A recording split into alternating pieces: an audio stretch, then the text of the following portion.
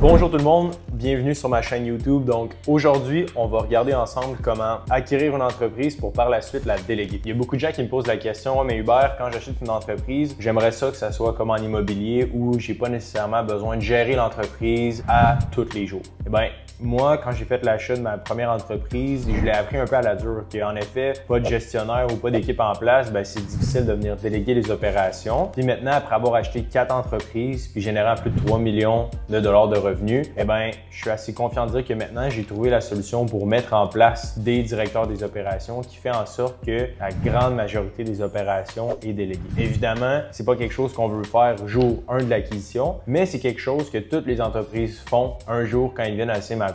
Donc aujourd'hui, je vais te donner les outils que moi j'ai développés et que j'utilise au day-to-day pour vraiment me retirer des opérations. Donc sans plus attendre, je te partage à l'écran mon guide que j'utilise. Donc évidemment ici, je pense que c'est bon de revoir la différence entre l'acquisition puis la création d'entreprise. Donc évidemment, quand on achète une entreprise, la beauté de la chose, c'est que tu as des revenus qui sont immédiats, tu as un processus qui est établi, puis tu as une clientèle existante. À l'inverse, quand tu crées ton entreprise, si tu hésites encore, c'est possible de le faire. Par contre, c'est sûr qu'il y a quand même des limitations.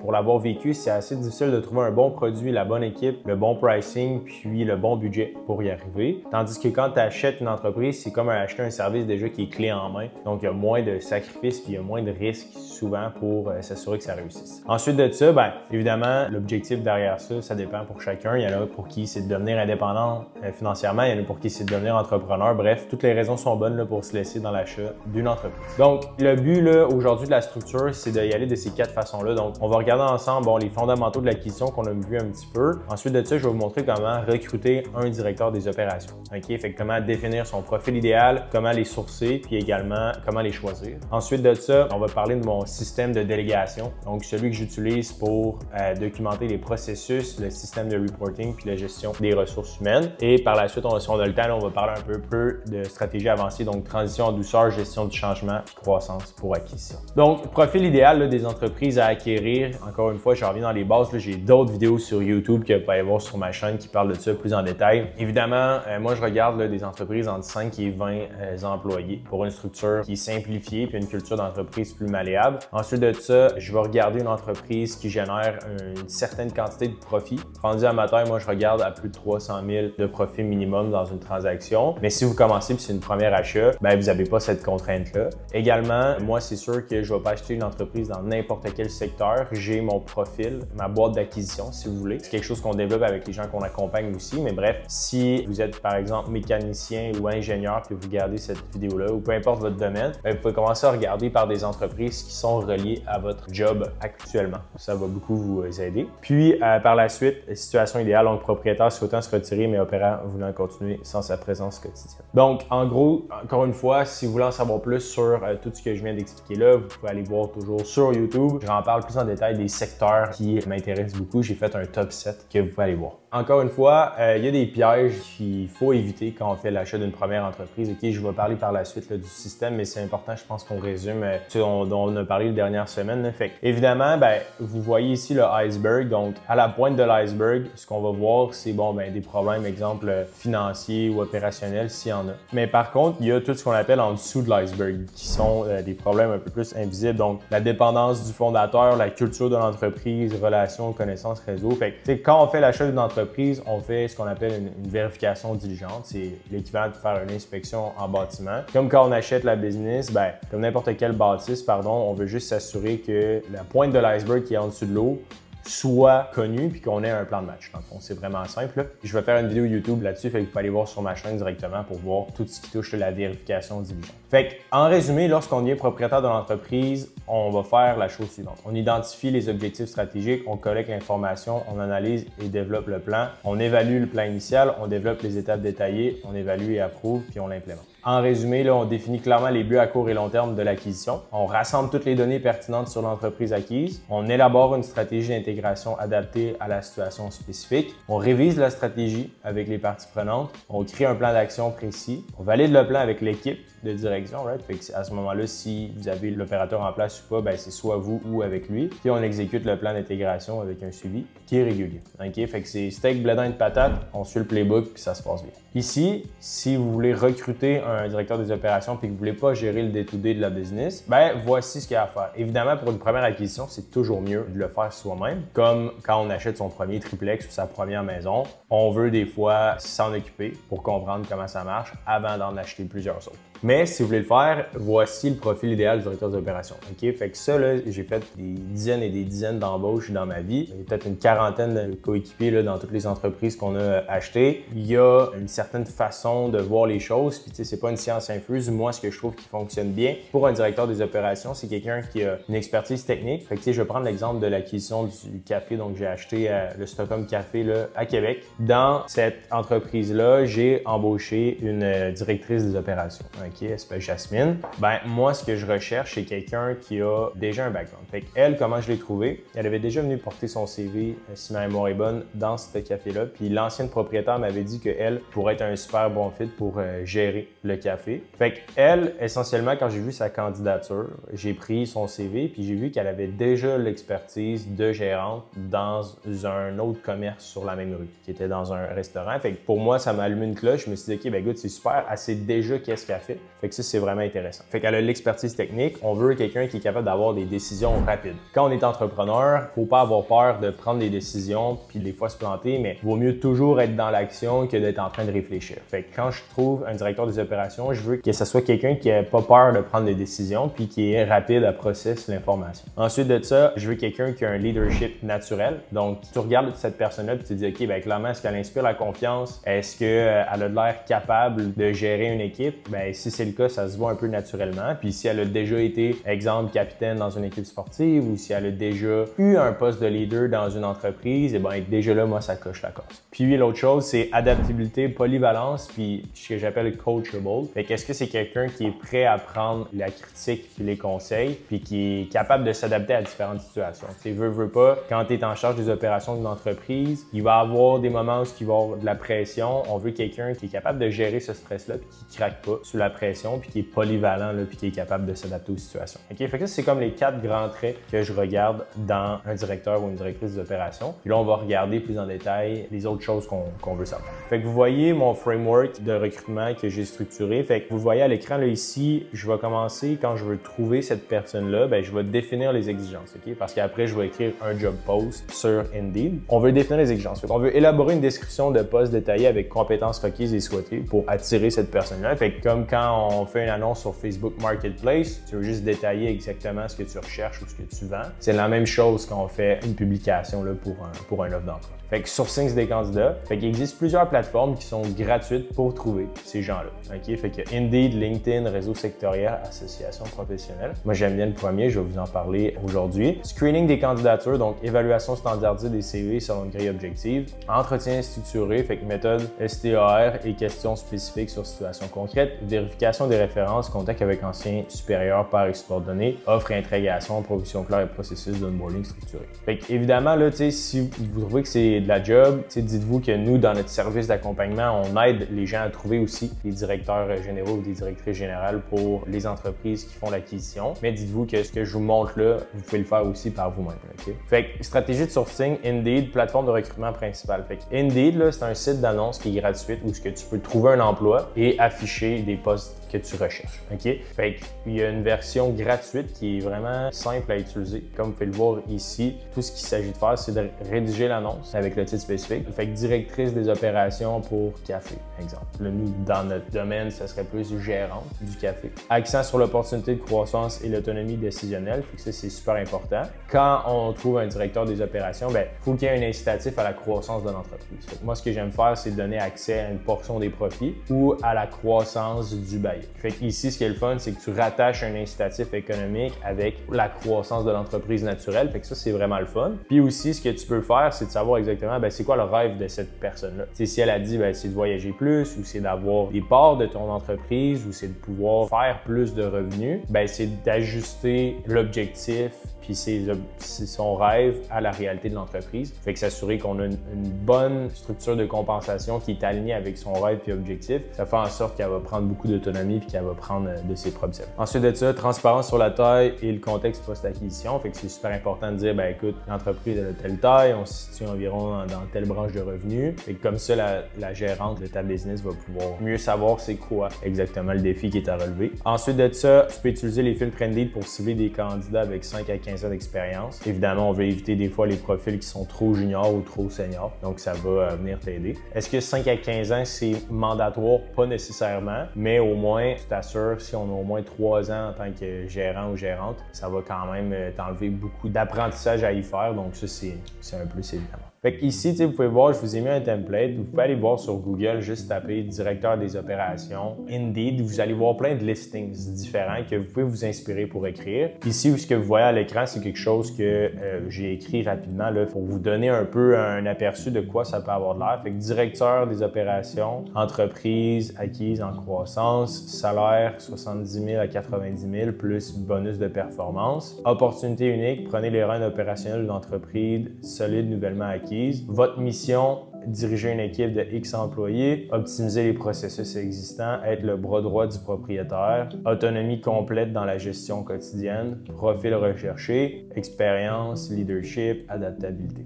Fait que ça résume tout ce que vous cherchez, puis vous avez la proposition. Puis là, ici, le volet bonus de performance, c'est là qu'on va dire, OK, ben, est-ce que tu veux donner une portion des profits? Est-ce que tu veux avoir un mécanisme qui donne plus de vacances parce qu'elle veut passer un mois en vacances en Floride avec sa famille par année? Bref, peu importe ce que la personne veut, l'onglet bonus de performance va être basé là-dessus. Fait que, comme je l'ai dit, fait que les différentes stratégies de sourcing, c'est fait que LinkedIn Recruiter, approche personnalisée, réseau sectoriel, participation active. Donc, c'est vraiment les 4 façons de trouver. On peut également utiliser des chasseurs de tête, donc c'est des gens qui se spécialisent dans la chasse de talent. Fait que si tu dis si vous avez des besoins comme plus spécifiques pour les opérations de l'entreprise, eh bien, ça va beaucoup vous aider d'aller peut-être utiliser un chasseur de tête. Il fonctionne souvent à pourcentage, donc ils vont prendre un pourcentage du salaire lorsqu'ils ont trouvé la personne seulement. Donc ça vous fait économiser des coûts initialement, vous n'avez pas grand-chose à payer. S'ils trouvent la personne, ben là vous payez, mais pour vous, ça a un gros retour sur investissement parce que vous vous libérez 30 à 40 heures là, par semaine.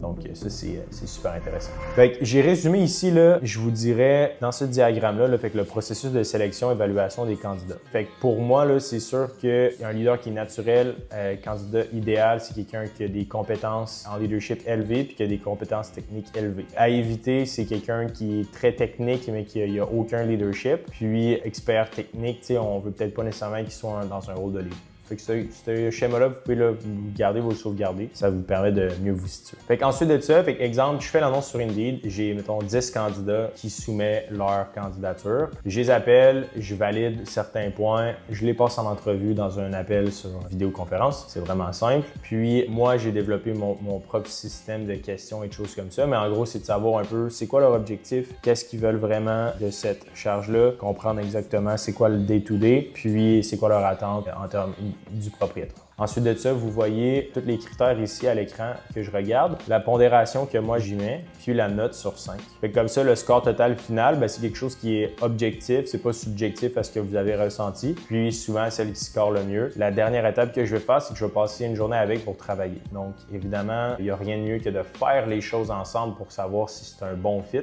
Fait que souvent, rendu là, si exemple j'ai 10 candidats, je prends le score final top 3. Fait que les 3 meilleurs ayant la note la plus haute. Ces 3 personnes-là, je vais passer une journée chaque individuelle à faire le day-to-day de l'entreprise. Fait qu'exemple, dans le contexte d'un café, je passerai une journée avec, on regarderait toutes les tâches qui sont à faire puis on les ferait. Fait que comme ça, on pourrait voir exactement comment est-ce qu'elle réagit. Est-ce que tu te plais à travailler avec cette personne-là? Est-ce que vous avez une belle complicité? Puis est-ce qu'elle est autonome? Puis si c'est le cas, écoute, c'est un très bon signe que c'est peut-être la bonne personne. Fait qu'un coup que ça s'est fait, que vous avez trouvé la personne pour gérer les opérations, c'est félicitations. L'entreprise est en grande partie déléguée, mais il faut juste s'assurer qu'il y ait ces 4 éléments-là qui se fassent. Okay? Fait que vous le voyez à l'écran, la chaîne avec les 4 maillons. Fait que documentation des processus critiques. Fait que la personne aux opérations va faire des choses super importantes. Évidemment, si ça va qu'elle doit quitter pour X, Y raison, elle tombe malade ou peu importe, il faut qu'elle ait documenté les processus. Okay? Par exemple, payer les employés. Si c'est elle qui est en charge de faire ça, il faut qu'il y ait une documentation puis une vidéo qu'elle fasse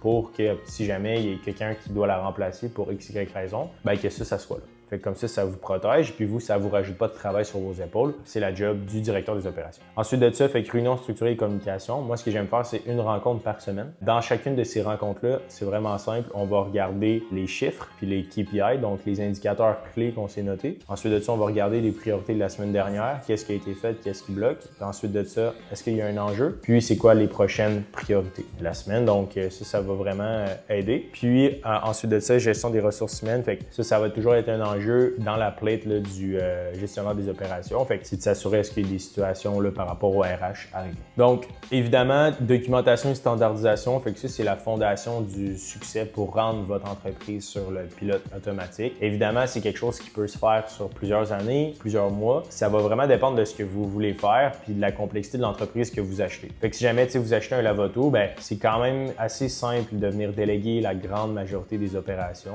Par contre, il faut s'assurer d'avoir la bonne personne en place, puis d'avoir le bon système de documents puis de standardisation. T'sais, le meilleur exemple de ce concept-là, là, vous pouvez aller voir, vous êtes probablement déjà allé dans un Starbucks, ok? Vous allez voir la moyenne d'âge des gens qui travaillent au Starbucks, c'est excessivement bas. Là. Puis, des fois, le gérant a 16 ans ou a 18 ans. Puis, ce qui fait en sorte qu'un enfant est en mesure de gérer cette business-là, eh bien, c'est simple, c'est qu'ils ont des bons standards puis ils ont de la très bonne documentation. Tout ce qui est à faire est dans un cartable ou dans un document ou des vidéos sur Internet. Fait que eux, Starbucks, ils ont standardisé le processus puis toutes les recettes, tout ce qu'il faut faire à l'ouverture puis au closing. Puis comme dans n'importe quel business, avec des bons standards puis des bonnes opérations, on est en mesure de mettre une personne en place sans que ça devienne le chaos absolu. Fait que ça, c'est vraiment magnifique. Puis, en gros, ce que vous avez besoin de faire, c'est documenter les processus critiques de l'entreprise acquise. Cette documentation doit couvrir les activités qui génèrent 80% de la valeur. La beauté de la chose en plus, quand vous achetez une entreprise, c'est que vous allez être coaché par l'ancien propriétaire entre 6 mois puis 1 an. Pendant cette première année-là, la beauté de la chose que vous pouvez faire, c'est demander au propriétaire qu'il fasse la job de documenter pour vous. Fait que comme ça, vous avez toute la base de documentation des choses qui génèrent 80% de la valeur de la business. Puis cette boîte d'informations-là, sous forme de vidéo enregistrée, peut être par la suite transférée au directeur des opérations puis que lui assimile tout ce qui est à faire. Moi, c'est ce qui est arrivé dans le contexte du café. Fait qu'un coup que ça c'est fait, ben, vous pouvez créer des procédures step by step. Fait que, exemple, payer les employés, right? Ou exemple, faire une vente.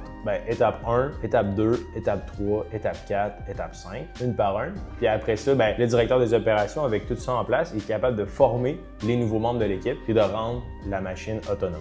OK? Fait que c'est aussi simple que ça. La dernière chose que j'aime bien faire, c'est un dashboard de gestion, fait vraiment le cockpit de pilotage. Fait que comme vous qui êtes devenu propriétaire d'un avion, ben c'est sûr que si vous êtes propriétaire de l'avion, vous voulez savoir l'avion fait combien de millage, y a-t-il des bris à faire, y a-t-il un enjeu avec les passagers, OK? Fait que ça, vous voulez avoir cette visibilité-là. Fait que les KPI clés, fait que c'est les Key Performance Indicators. Ces indicateurs-là, ça peut être très simple. Je vous en donne 5 que moi j'utilise. Chiffre d'affaires, marge brute, satisfaction client, productivité puis trésorerie. Fait que ça permet de savoir exactement où est-ce que votre actif, l'entreprise, en est rendu. Puis, il faut que ce KPI-là soit, j'ai mis 30 minutes ici, mais il faut que le directeur des opérations que vous avez en place, il doit être en mesure de produire ce rapport-là rapidement chaque semaine, OK? On veut pas que ça y prenne 2 heures préparer le rapport pour vous. On veut juste que ça soit des données qui sont faciles d'accès. Le seuil d'alerte, ici, ça peut varier. J'ai mis ici 15%. Fait que si un de ces 5 indicateurs-là chute de plus de 15% par rapport à la moyenne, ça déclenche une analyse approfondie, simplement dit une conversation avec votre directeur des opérations. Hey, comment ça ce mois-ci, on a une baisse de 15% des ventes, qu'est-ce qui se passe? Puis le directeur des opérations vous présente des solutions et vous explique la situation. Par la suite, vous avancez là-dessus. Mettrez en place un système de reporting hebdomadaire qui vous donne une vision claire. C'est aussi simple que ça. Donc, réunion structurée et communication efficace. Fait encore une fois, avec le directeur des opérations, on regarde planification, stand-up meetings, réunion hebdo, suivi des KPI, prise de décision. OK? C'est juste d'établir un calendrier de réunions régulières avec un agenda. Pas plus compliqué que ça. Google Calendar, Microsoft, peu importe. C'est gratuit. Vous utilisez ça. Puis, vous parlez à votre directeur des opérations 1 heure par semaine. Puis, dans un monde idéal, normalement, lorsque vous sortez de cette rencontre-là, vous pouvez avoir des choses à faire si le directeur des opérations n'est pas capable de tout faire. Mais dans un monde comme après plusieurs années, ben, ça peut vous prendre 1 heure par semaine si vous avez la bonne équipe en place et qu'il n'y a pas de problème. Fait que c'est vraiment la beauté de la chose. C'est un actif qui peut vous générer un 15, 20, 25 000, 30 000 par mois supplémentaire. Donc, c'est pas comme acheter un triplex, c'est vraiment une autre magnitude de revenus. Puis je dirais pourquoi est-ce que ça peut générer autant de revenus, c'est que si vous êtes capable de comprendre ce système-là puis de l'appliquer, elle a l'art puis la science derrière cette énorme profitabilité-là. Donc, une autre chose que j'aime bien savoir aussi, c'est gestion des ressources humaines. Fait que définir objectifs, évaluation, plan individuel, puis formation. C'est comme les 4 axes que j'utilise pour les RH. Puis, outils technologiques pour l'efficacité opérationnelle. Fait qu'il y a 4 choses que j'aime beaucoup utiliser, que vous pouvez également noter. Évidemment, avoir un CRM, fait que tout ce qui gère les clients, les leads entrants pour votre entreprise. Un outil de gestion de projet.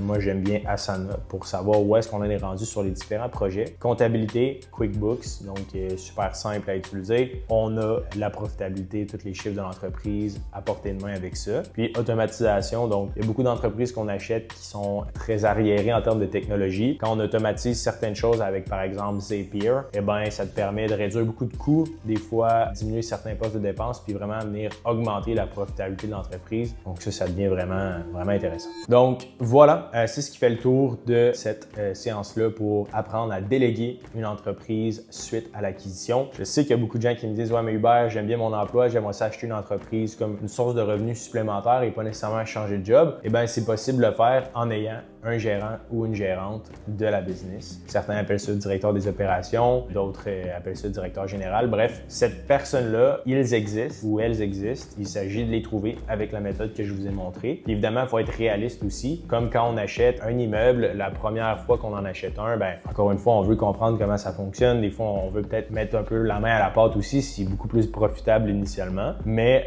si vous voulez le faire aussi rapidement, vous pouvez utiliser ce système-là qui vous permet de déléguer. Idéalement, c'est de se dire, ben, du moment où j'achète la business, c'est un plan que je me mets sur 3 ans pour venir déléguer à 100% l'entreprise. On peut le faire aussi en 1 an aussi. Bref, ça dépend un peu de la taille de l'entreprise, comme je vous dis, puis de la complexité. Mais ce qui est assuré, c'est que cette méthode-là que j'ai développée puis que j'ai testée, je l'ai faite à 4 reprises et elle fonctionne super bien. Donc voilà, j'espère que vous avez apprécié. Si ça vous intéresse d'aller plus loin, qu'on vous accompagne à faire ce travail-là puis qu'on vous aide réellement à faire l'achat d'une entreprise, j'ai mis un lien sur la description YouTube. Vous pouvez aller cliquer dessus puis appliquer. Un de nos conseillers va vous contacter pour voir comment on peut vous aider à concrétiser votre projet d'achat d'entreprise. Sur ce, je vous souhaite une bonne journée.